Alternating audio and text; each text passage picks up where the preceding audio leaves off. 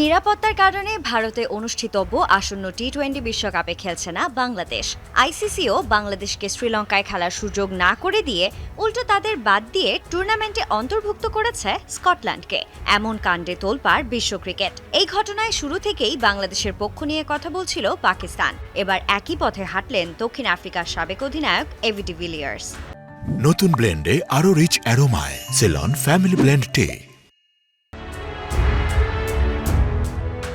সম্প্রতি the 360 show নামে নিজের ইউটিউব চ্যানেলে পোস্ট করা একটি ভিডিওতে কথা বলেছেন বাংলাদেশের বিশ্বকাপ না খেলার প্রসঙ্গে। তবে নির্দিষ্টভাবে আইসিসি বা বাংলাদেশ কারো পক্ষই নেননি এই সাবেক তারকা, শুধু প্রকাশ করেছেন একরাশ হতাশা। ক্রিকেটের মধ্যে রাজনীতি যখন এতটাই জড়িয়ে পড়ে যে পরিস্থিতি এই পর্যায়ে চলে আসে, তখন আমার খুব খারাপ লাগে। আমি এই বিষয়ে কোনো পক্ষপাতিত্ব করতে চাই না। আমি নিরপেক্ষ অবস্থানে থাকতে চাই। এটি রাজনৈতিক এবং ব্যক্তিগত একটি বিষয়, আর আমার কাছে পর্যাপ্ত তথ্য নেই। এ বিষয়ে মন্তব্য বা বিবৃতি দেওয়ার মতো যথেষ্ট জ্ঞান আমার নেই। আমি শুধু এটুকুই জানি যে এটি অত্যন্ত দুঃখজনক এবং পরিস্থিতি কখনোই এমন পর্যায়ে যাওয়া উচিত নয় যেখানে দলগুলোকে টুর্নামেন্ট থেকে নিজেদের প্রত্যাহার করে নিতে হয়।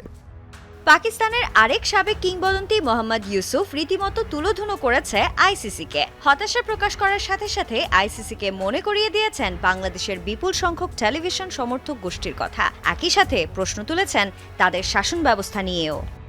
10টি দেশ মিলে 178 মিলিয়ন, এককভাবে বাংলাদেশ 176 মিলিয়ন। বিশ্বব্যাপী দর্শকদের দ্বারা পরিচালিত একটি খেলায় বাংলাদেশের যৌক্তিক নিরাপত্তা উদ্বেগকে একপাশে সরিয়ে রাখা ধারাবাহিকতা এবং সুশাসন নিয়ে গুরুতর প্রশ্ন তোলে। যখন সুবিধা প্রদান নির্বাচনমূলক হয়ে যায়, তখন ন্যায্যতা বিলুপ্ত হয়। ক্রিকেট প্রভাব দ্বারা পরিচালিত হতে পারে না, এটি কেবল নীতি দ্বারা পরিচালিত হওয়া উচিত।